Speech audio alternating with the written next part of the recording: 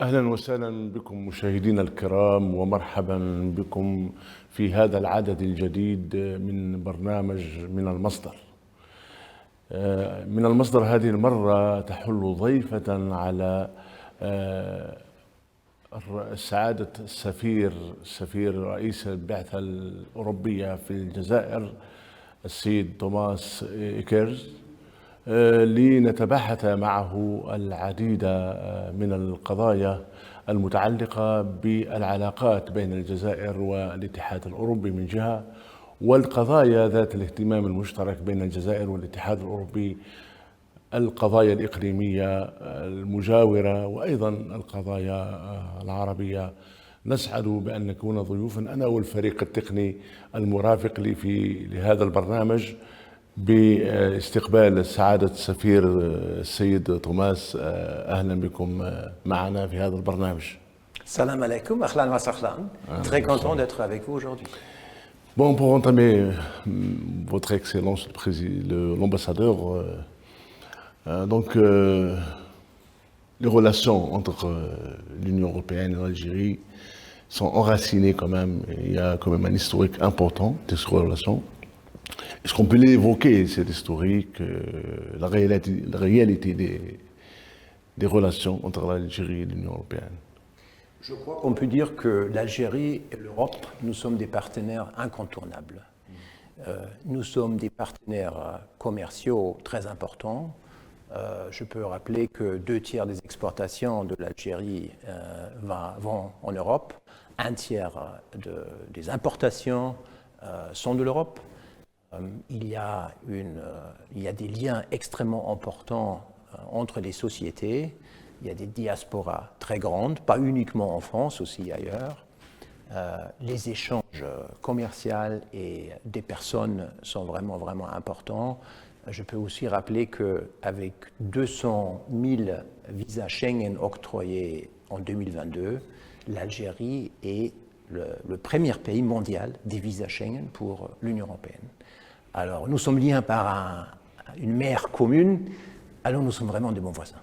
Donc, il y a quand même un enracinement historique, bien sûr, c'est des relations qui datent quand même de loin, quand même, bien que le volet économique occupe quand même une place importante.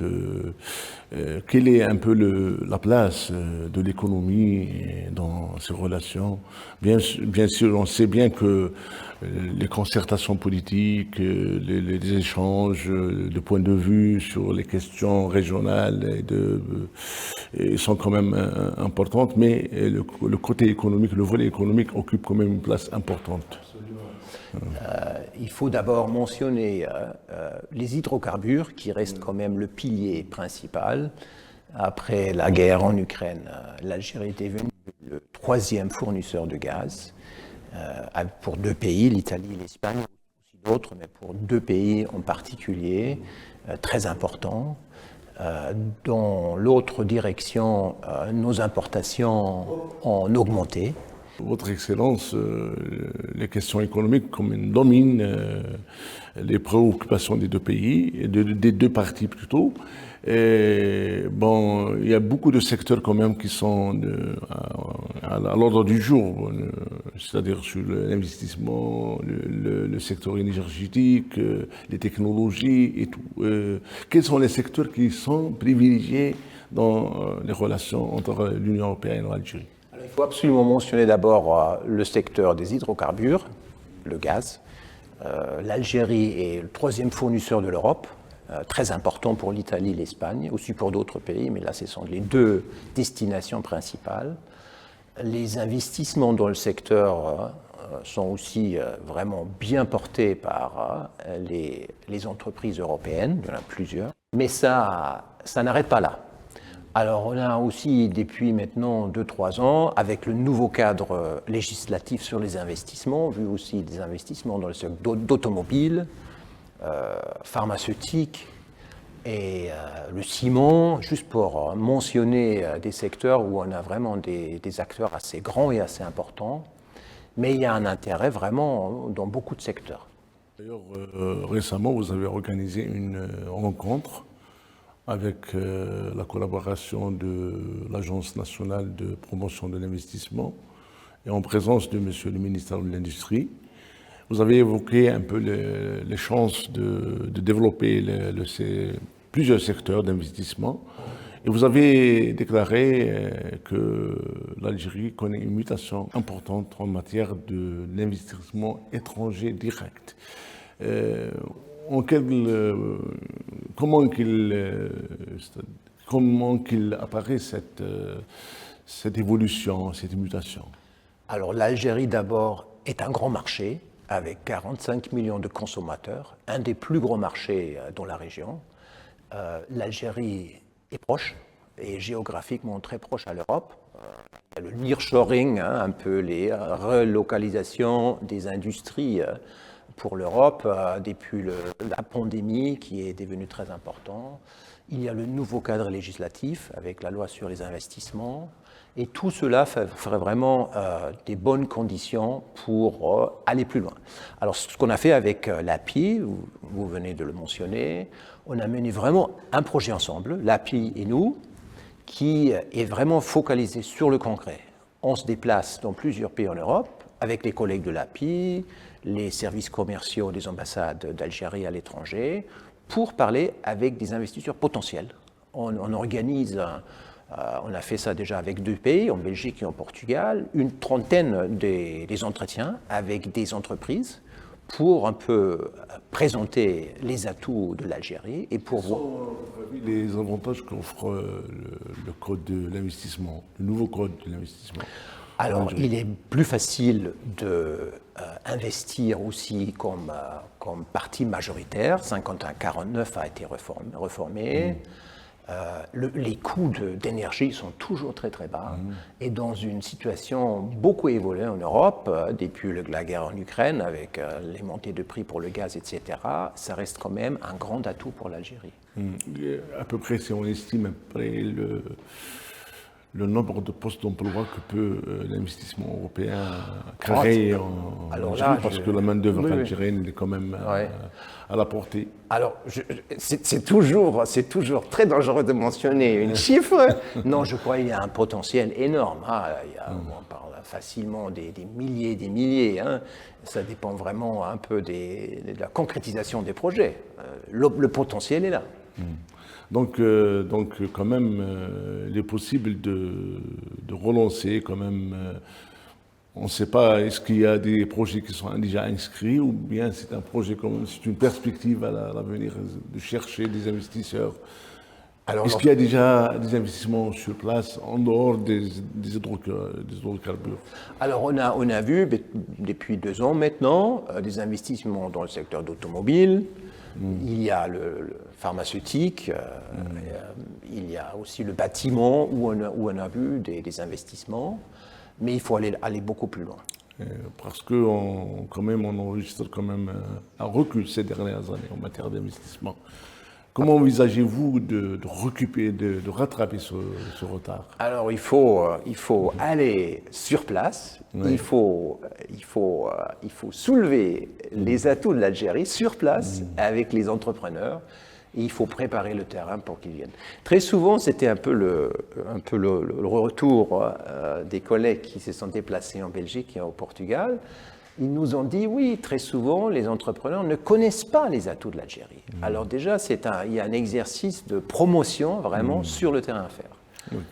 Mais on souhaite bien en Algérie, comme dans plusieurs pays, d'avoir un apport technologique important dans les investissements. Est-ce que ce partenariat, ces relations peuvent apporter un plus sur le plan technologique, technologie de pointe et tout?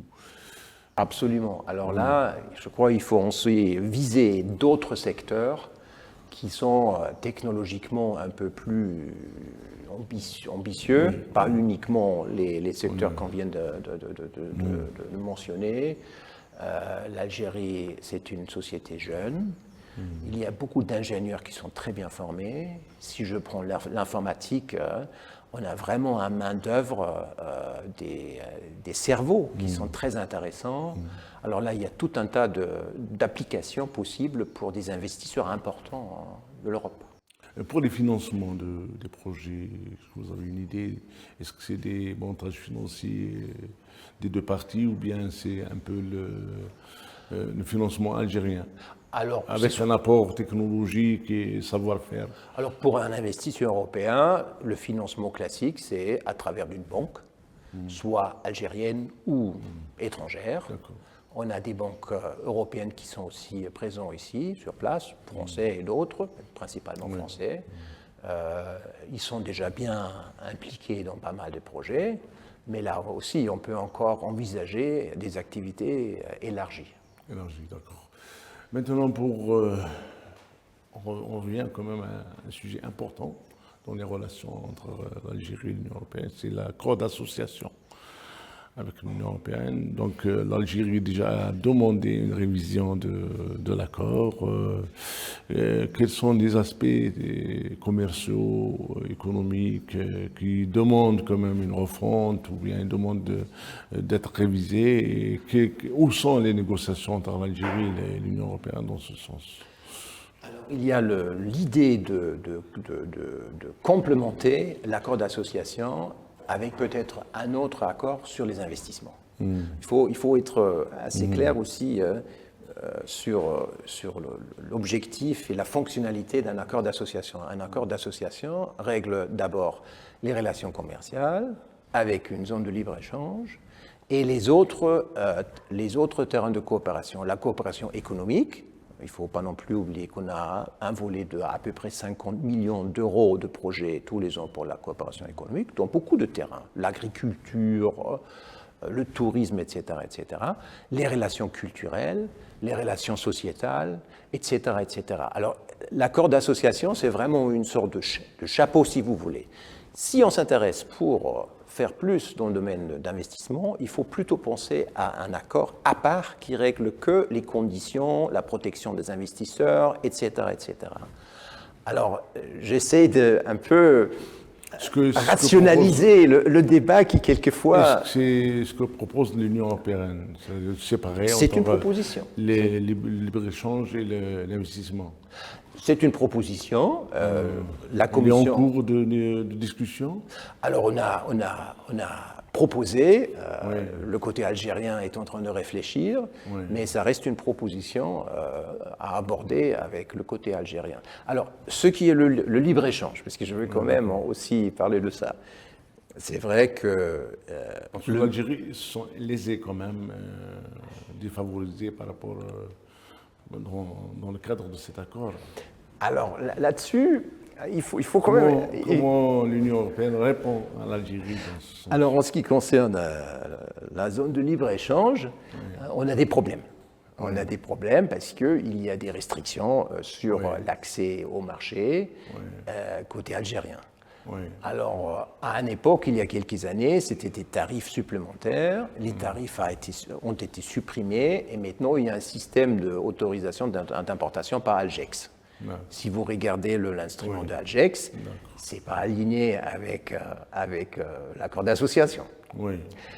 Je peux comprendre que l'Algérie, comme d'autres pays, ont bien le souhait de protéger leur marché dans plusieurs domaines. C'est légitime. C'est le patriotisme économique. Absolument. On peut l'appeler comme ça. Pourtant, il y a aussi le côté technique. Très souvent, les opérateurs nous disent pourquoi est-ce que ça dure si longtemps d'avoir une autorisation?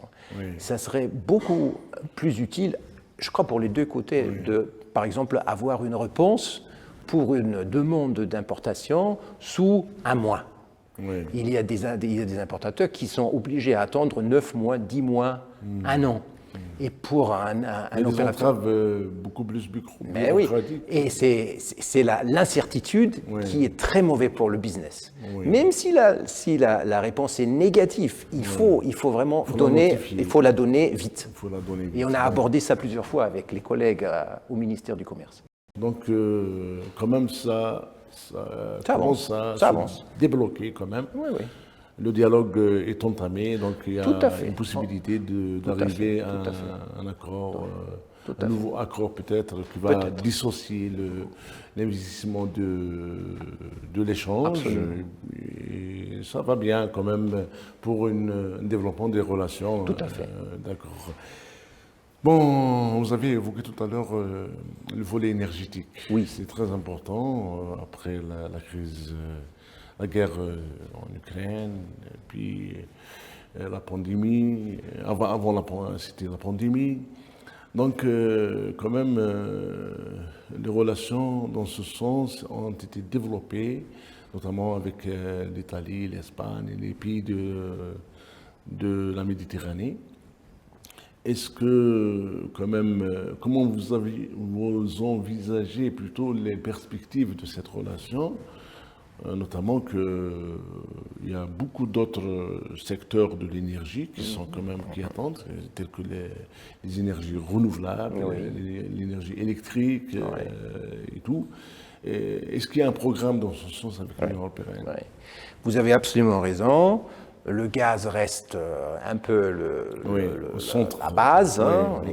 les fondations, Oui. mais là aussi, il faut aller beaucoup plus loin. Et pour nous, le domaine le plus important pour l'avenir, c'est l'hydrogène vert. L'hydrogène vert représente un énorme potentiel pour l'Algérie, pour l'Europe. Oui. La demande va être importante. Pour le moment, on n'est pas encore là, côté européen, mais les off-take, alors les clients potentiels sont là, c'est l'industrie en Allemagne, mais aussi ailleurs. Il faut avoir l'infrastructure en place. Il y a le South Stream, un gazoduc qui traverse l'Italie, qui va approvisionner l'industrie allemande avec de l'hydrogène vert. Et là, il y a vraiment des choses, des chances à saisir. L'Algérie a tout le potentiel pour être le premier et le grand fournisseur aussi d'hydrogène vert. Et nous avons focalisé notre coopération économique sur l'hydrogène vert. On veut participer à la création des usines de référence pour commencer d'ouvrir le marché de l'hydrogène. Dans les meilleurs délais, Alors, on est qu'au début, on est en train de parler avec le ministère de l'Énergie, etc., etc. Il y a aussi un État membre qui est très fort impliqué là-dedans, c'est l'Allemagne. L'Allemagne, oui. Et je crois qu'il y en a peut-être d'autres. On a déjà entendu parler d'autres pays qui sont très intéressés. Et je crois que si on fait vraiment quelque chose ensemble, l'Union, Commission, plus les États membres, on peut vraiment arriver à faire quelque chose d'une dimension assez importante. C'est-à-dire que vous êtes intéressé beaucoup plus sur ce volet parce que c'est très important pour l'avenir. Oui, il y a le gaz, il y a le pétrole et tout, mais quand même, on est obligé d'aller vers une autre perspective dans les relations, dans le partenariat, sur l'énergie et tout. Bon, c'est vrai que l'enjeu de l'énergie, il est très important dans toute sa totalité. Oui. Et aussi la perspective, le développement, elle est aussi plus importante que cela. Bon, maintenant on passe de l'économie au côté sécuritaire. Nous savons bien que notre région, le Maghreb, le Sahel, connaît quand même une turbulence. Une situation sécuritaire instable qui ne dit pas son nom. Quelle est la politique de l'Union européenne vis-à-vis de cette question? Comment regarde l'Union européenne cette question? Je crois que nous partageons pleinement la vue de nos amis et partenaires algériens. Cette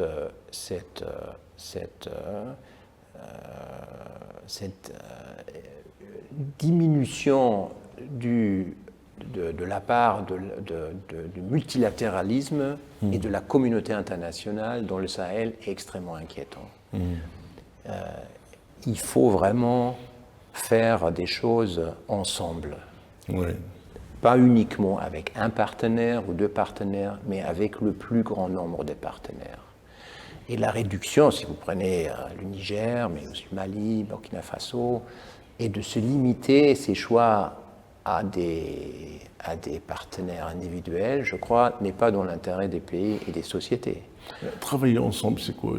Vous voulez dire quoi par travailler ensemble? Mais prenez par exemple l'implication de l'Algérie dans les accords d'Alger. Oui. C'était la 2015, base oui. pour l'apaisement Oui. du Mali pendant pratiquement une décennie. Il y avait l'adhésion de l'Union Et européenne. l'Algérie était un peu le pays clé, mais il y en avait d'autres co-signataires. On avait un cadre de avancée dans l'apaisement du pays. Et le fait que les Maliens ont décidé à discontinuer de ce cadre est extrêmement regrettable. Est-ce qu'il y a des signes d'apaisement, de dialogue, ou bien c'est encore bloqué? Alors, pour le Il n'y a moment, pas de canaux.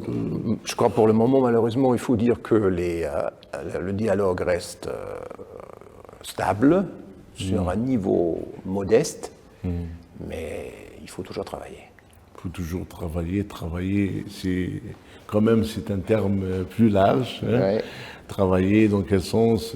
Est-ce qu'il va y avoir des contacts, il va y avoir aussi un travail sur le plan économique dans cette région, parce qu'il y a le problème de développement qui se pose à côté du côté sécuritaire. Hein. Oui. Ils vont avec.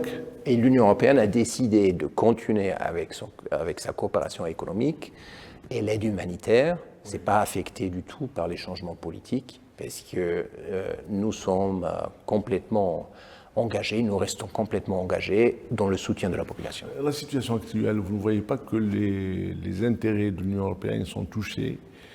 On n'enregistre pas une régression de la présence de l'Union européenne sur le plan économique? Alors, il y a toujours la crainte que l'extrémisme, le terrorisme va aussi avoir des effets sur l'Europe. Ça reste toujours... La migration. La migration aussi, ce sont des soucis très importants. On a vu, en ce qui concerne les flux migratoires, des augmentations. Oui. Ça concerne pour le moment que le voisin. Oui. Alors, par exemple, la Mauritanie est très concernée, mais aussi l'Algérie, le Maroc, la Tunisie, la Libye. Mais ce sont des défis qu'il faut vraiment attaquer ensemble. Oui. Donc, on reste toujours attaqué ensemble, parce qu'il y a des canaux. J'insiste, je persiste ici, il y a des canaux de dialogue, et quand vous parlez d'un travail ensemble, il faut bien préciser quand même sur quel point, il faut par quel canot, hein, par quelle manière de faire aussi. C'est-à-dire, nous avons toujours besoin de plus d'informations. Alors, la présence est toujours là. Nous sommes présents dans tous les pays du Sahel, avec aussi les États membres. Oui. Et il y a certainement des dialogues. Là, c'est une question que vous devez plutôt poser à mes collègues dans les autres capitales, mais nous restons là, nous restons à la disposition pour les autorités concernées. Est-ce que les idées des États membres convergent vers cette idée? Voilà, Il n'y a pas de divergence entre les pays? Alors, écoutez, en ce qui concerne la Notamment migration, qui sont touchés plus. l'extrémisme, le terrorisme, on est tous dans la même situation. Tous dans la même situation. Oui. Bon, donc on a évoqué quand même, il y a aussi la question de la circulation des stupéfiants, de la drogue, et puis il y a aussi le terrorisme qui revient quand même après avoir été un peu réduit. Est-ce qu'il y a une politique dans le cadre de l'Alliance internationale pour le combat contre le terrorisme? Est-ce qu'il y a quand même un travail dans ce sens? Je crois que la résolu côté européen de continuer la lutte contre le terrorisme est là. Heureusement, on n'a pas eu des grands problèmes avec des attaques graves récemment, mais on ne peut jamais exclure pour l'avenir. Il y a un potentiel? Oui, il y a toujours un potentiel. Oui, un Alors, potentiel quand même qui est dormant. Oui. Donc qui peut être réveillé à tout moment. Absolument. C'est-à-dire, voilà. Bon, pour les trois pays, beaucoup plus. Bon, il y a la CEDEAO, il y a les trois pays qui ont décidé de sortir du cadre constitutionnel. C'est-à-dire c'est des gouvernements qui ont quand même issus du coup d'État, il faut le dire. Donc comment l'Union européenne envisage de traiter avec...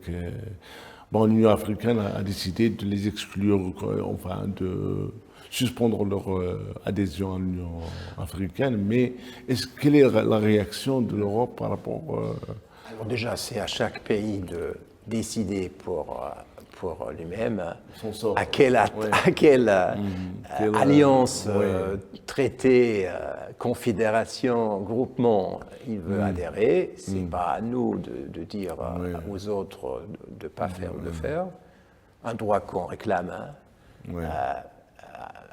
aussi pour l'Ukraine, si je peux dire, bien sûr. vis-à-vis de la Russie.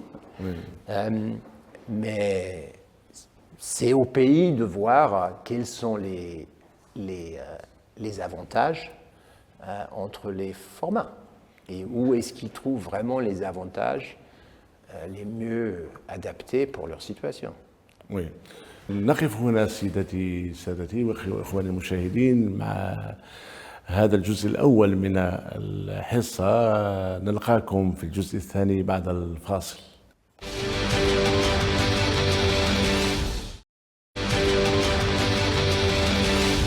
نسعد مجددا بلقائكم مشاهدينا الكرام في هذا الجزء الثاني من برنامج من المصدر. نسعد أيضا بأن نكون ضيوفا عند السيد توماس إيكر رئيس البعثة الأوروبية في الجزائر. تناولنا في الجزء الأول مع السيد إيكرت القضايا الاقتصادية التي تهم البلدين، منها الاستثمار، منها التبادل الحر بين الطرفين، وقضايا أخرى تتعلق بمختلف القطاعات التي تجمع الشراكة والتعاون بين البلدين. كما عرجنا أيضا إلى الوضع الأمني بين الطرفين، بين الضفة الجنوبية والضفة الشمالية من البحر الأبيض المتوسط. نواصل في هذا الجزء الثاني حديثنا مع سعادة السفير. Bienvenue une autre fois, Votre Excellence, l'ambassadeur. Donc, nous avons déjà évoqué les questions économiques et les questions sécuritaires notamment, mais brièvement pour les questions sécuritaires, quand même on veut bien quand même approfondir la question, mais quand même on a compris qu'il y a des perspectives quand même de dialogue et de travail en commun entre l'Union européenne et l'Algérie particulièrement et l'ensemble des pays de l'Afrique du Nord en général. Donc, mais quand même, on a quand même évoqué la situation en Afrique, au Sahel, une situation instable. Il y a l'absence de l'Union européenne qui s'est retirée. Les forces européennes ont décidé, ont choisi de se retirer et de laisser la région quand même exposée aux dangers, aux menaces. Bon, vous êtes en train d'observer, vous êtes dans l'expectative de l'évolution de la situation?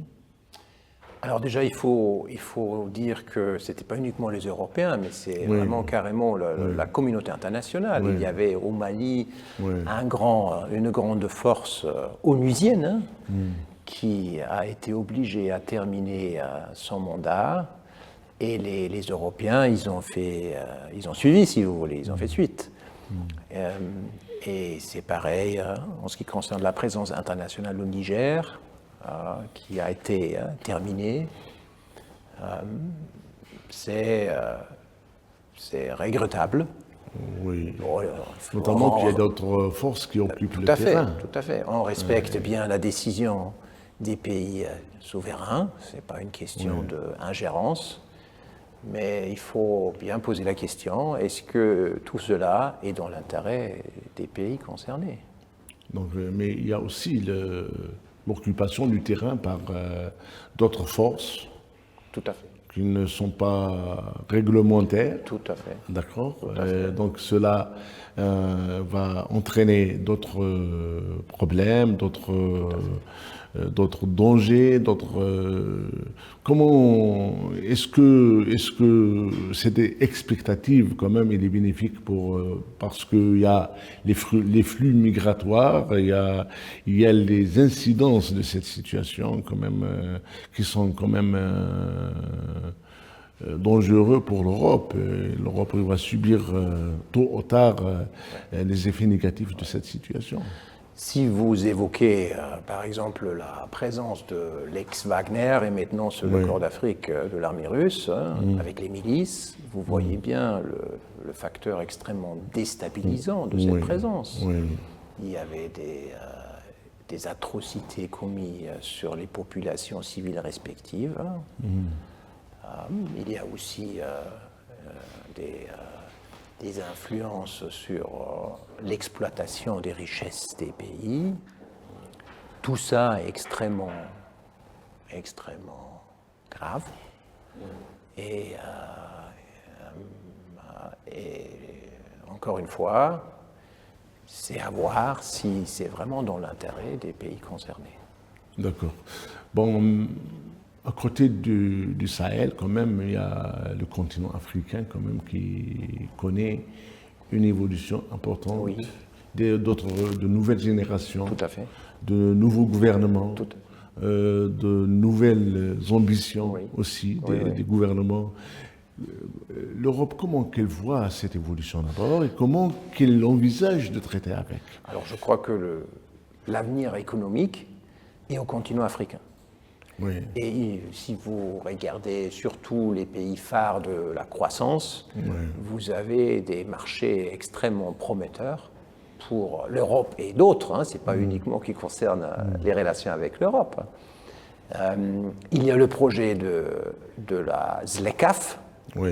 Et on a tout à l'heure parlé des zones de libre-échange. Oui. Et il faut quand même reconnaître que la libre-échange en Afrique est quelque chose qui est extrêmement souhaité. Oui. Et encore une fois, très souvent, on a maintenant la tendance d'un peu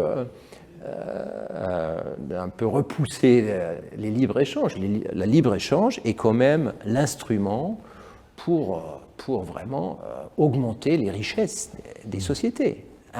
Partout dans le monde, ce n'est pas quelque chose qui concerne uniquement l'Europe ou l'Algérie, c'est l'Afrique, c'est l'Amérique latine, c'est l'Asie. Les échanges libres construisent des richesses. Mais on a vu que l'Union européenne, les principaux pays d'ailleurs de l'Union, agissent chacun à sa manière avec l'Afrique. Il y a des canaux, la France-Afrique, l'Allemagne-Afrique.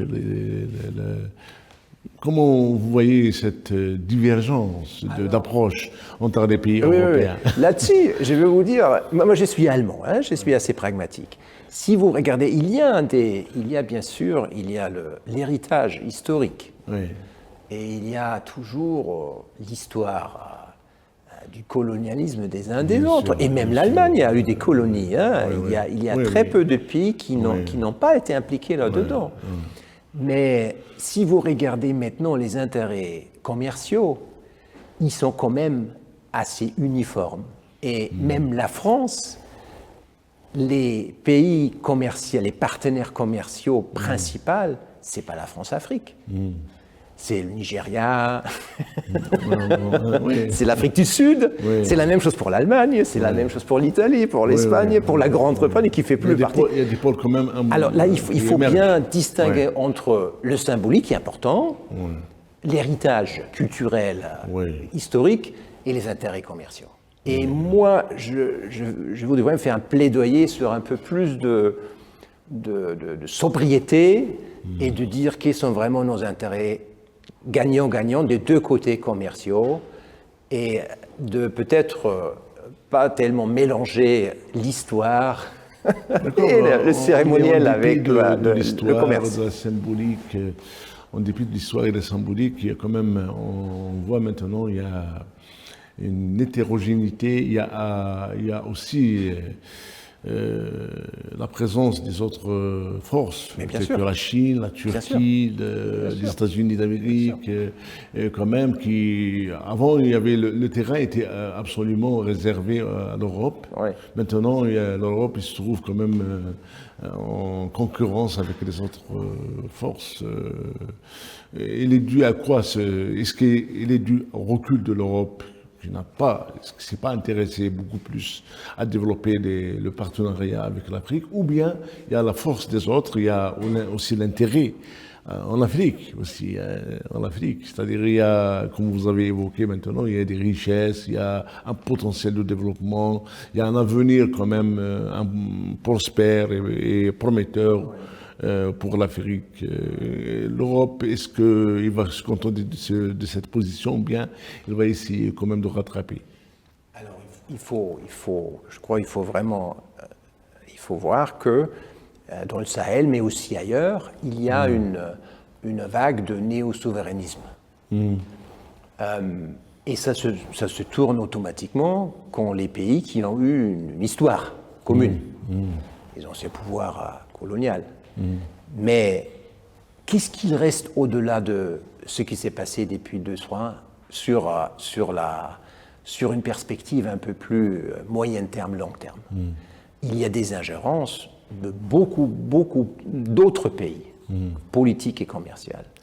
Il y a aussi une présence qui est utile internationale pour un pays. Je vous rappelle que mon pays, l'Allemagne, a toujours des troupes américaines sur son terrain. Depuis 1945, ils sont là. Exactement. Et les gouvernements respectifs allemands ont toujours réitéré notre intérêt, l'intérêt de l'Allemagne, que les forces américaines restent. Alors, c'est pas noir et blanc, il n'y a pas méchant et bon. Il faut vraiment regarder les intérêts d'un pays. De souveraineté qui diffèrent. Tout à fait. Sûr, oui. Et je crois que c'est dans l'intérêt de... On est dans un monde globalisé. Bien sûr. Et la présence des partenaires qui suivent bien le droit et qui ne font pas l'ingérence dans les affaires internes peut être utile.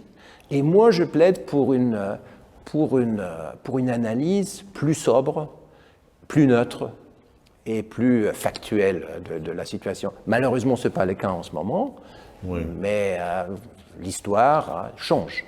D'accord, mais bon, j'insiste quand même sur le fait que l'Europe est, je m'excuse du mot, entre guillemets, chassée de l'Afrique pour laisser place à d'autres forces. Quand même, ces derniers temps, on a trouvé qu'il y a quand même une hétérogénéité de présence. Je crois que ce sont des réflexes historiques qui sont... On veut quand même, il y a une volonté de se débarrasser du colonialisme, peut-être. Oui, mais le colonialisme, il est fini depuis longtemps. Il y a quand même, dans la conception de ces peuples, il y a quand même le colonialisme est toujours là. Je reconnais. Les incidences du colonialisme, ils sont là. Oui. Donc, je reconnais. vous donne l'exemple de la France, au Niger et au Mali et au Burkina Faso. Je reconnais absolument la chose dans les mentalités. Tout ce que je demande est-ce que ça reflète bien les réalités concrètes sur le terrain? Et là, je crois qu'il faut bien distinguer entre mentalité, idées, aussi quelquefois narratifs qui ont été augmentés par les uns par les autres, et les réalités. D'accord. Dans le cadre toujours des concertations politiques, je veux bien aller vers le dossier libyen. Le dossier libyen, quand même, est-ce qu'il y a quand même des convergences entre l'Algérie et l'Union européenne vis-à-vis de ce dossier, quand même, qui dure depuis 2011, comme on n'arrive pas à résoudre la crise, notamment avec une approche politique soutenue. Absolument. Alors l'Algérie et l'Europe et d'autres partenaires occidentaux sont derrière le gouvernement international reconnu. C'est très regrettable qu'il y a toujours plusieurs centres de pouvoir dans le pays. il faut absolument terminer l'ingérence des forces étrangères sur place. Là, encore une fois, on a des mercenaires post-Wagner, etc. etc. Oui. Et il faut vraiment laisser les pays se réunifier tout seuls, sans les ingérences internationales. Et ça, là, on est complètement aligné avec le gouvernement algérien. Bien sûr. Pardon ? Et comment vous voyez la gestion de l'ONU de la question? Quand même, il a consommé plusieurs... Mais oui. C'est difficile, et ça reste difficile. Oui. Parce que dans un pays divisé, c'est pas facile de catalyser l'unification, mais on n'a pas une alternative. Les pays doivent se réunir, et il y a un gouvernement international reconnu qui reste notre partenaire. La Libye risque d'être divisée quand même, parce qu'il y a un gouvernement à l'Est, un gouvernement à l'Ouest, il y a des enjeux internationaux et régionaux. Je veux vous répondre encore une fois avec une analogie. Je viens d'un pays qui était divisé pendant plus que 40 ans. D'accord. L'Allemagne était divisée avec un mur. Bien sûr. Il y a des gens qui ont été tués parce qu'ils ont voulu juste voir leurs amis et leur famille de l'autre côté du mur. Personne n'a cru en été ou en printemps 89 que, même pas un an après, l'Allemagne était réunifiée. Il faut toujours rester optimiste et rester engagé pour la cause. Mais il n'y avait pas des agendas étrangers. Mais oui, avec l'Allemagne. L'Allemagne était occupée et divisée. C'est un autre cas. Non, je ne dis pas la Libye, c'est l'Allemagne. Mais quelquefois, ça dure, et quelquefois, ça dure trop longtemps.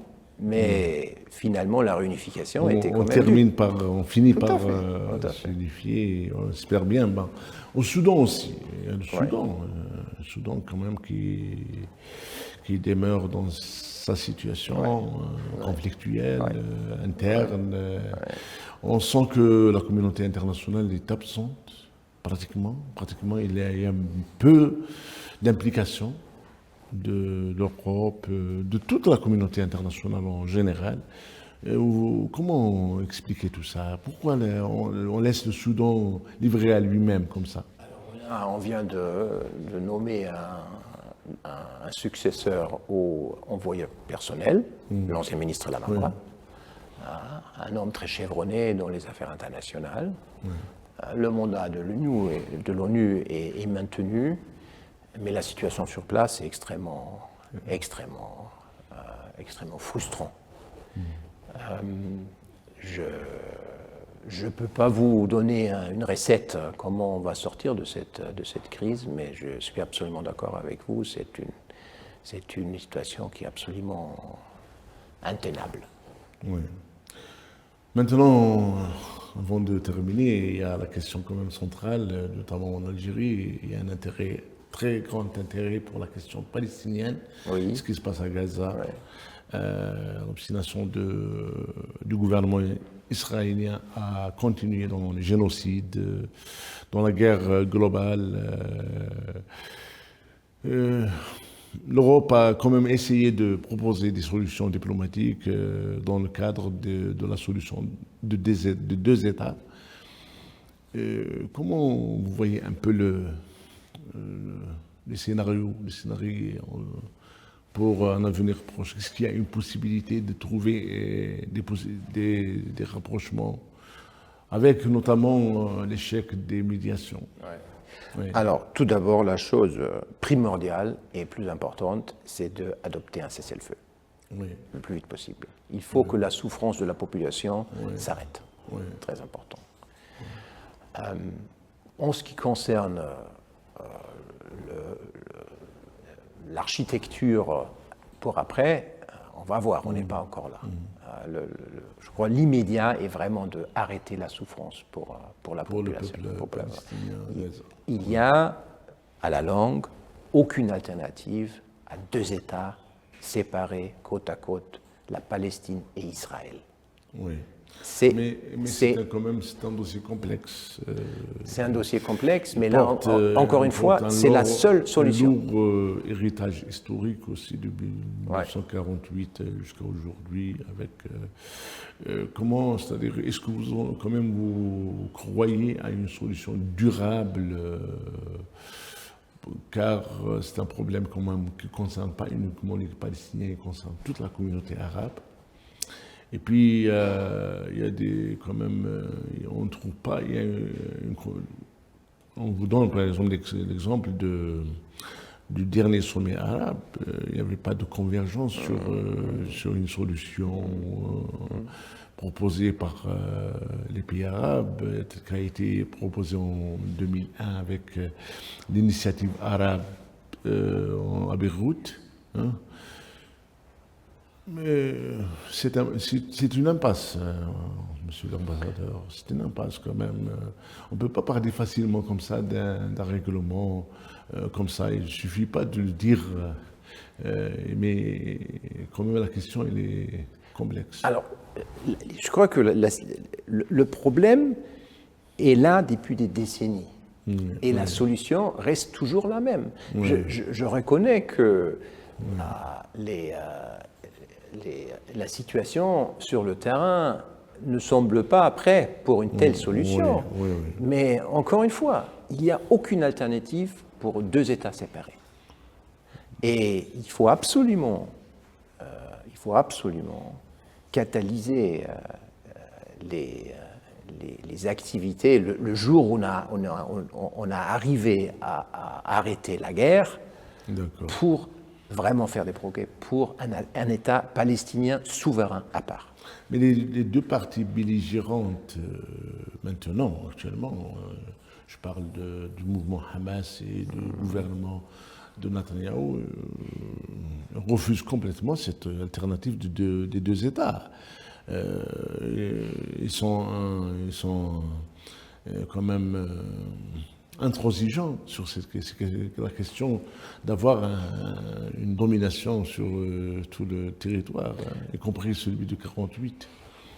Alors encore une fois, je crois que d'abord, il faut régler l'urgent, et c'est un cessez-le-feu avec... Mais le cessez-le-feu, il est quand même dépendant de cette tractation, de ces possibilités d'avoir un rapprochement par rapport à l'après-guerre. Alors, déjà, ils ont des problèmes extrêmement difficiles à régler dans les pourparlers qui, malheureusement, ont échoué plusieurs fois. Les otages contre une perspective un peu plus à la longue. Mais moi, je salue les efforts des Qataris, des Égyptiens, de Bill Burns, de la CIA. Il faut continuer, il faut les soutenir. Et il n'y a pas une alternative à trouver une solution pour un cessez-le-feu. Pour la reconstruction de Gaza, est-ce que l'Union européenne envisage d'apporter son aide, quand même de contribuer à cette opération? Il est tout à fait envisageable que l'Union européenne va, le moment venu, aussi jouer un rôle important dans la reconstruction de Gaza. On a déjà fait ça 2 fois, malheureusement. Ça sera la 3e fois. Mais c'est tout à fait une option extrêmement réaliste. Importante, oui. On termine avec les questions internationales quand même, un peu de culture maintenant. Bien sûr. Un peu de culture, j'ai remarqué à travers la consultation de vos activités, il y a quand même le volet culturel qui a une place importante dans vos activités. D'où vient cet engouement vers la culture dans votre institution? Alors déjà, qu'est-ce que c'est l'Europe? L'Europe, c'est d'abord une grande richesse de cultures différentes nationales. Entre la musique, la littérature, le théâtre, etc., les arts, l'Europe a une richesse à offrir. Nous avons aussi des programmes bien dotés ici pour faire des projets culturels avec nos partenaires ensemble. Et dans toutes nos activités culturelles, il est très important de vraiment faire rencontrer Algériens et Européens. D'accord. Vous avez déjà des activités sur le terrain. J'ai vu quand même, vous avez été à Mostaganem, vous avez été un peu dans les villes algériennes, notamment les villes historiques, ce qui est vraiment bien, louable aussi. Mais on vous remercie pour cet intérêt envers la culture algérienne, patrimoine aussi. Et bon, une question quand même qui est adressée à vous personnellement. Est-ce que vous avez visité un peu le pays?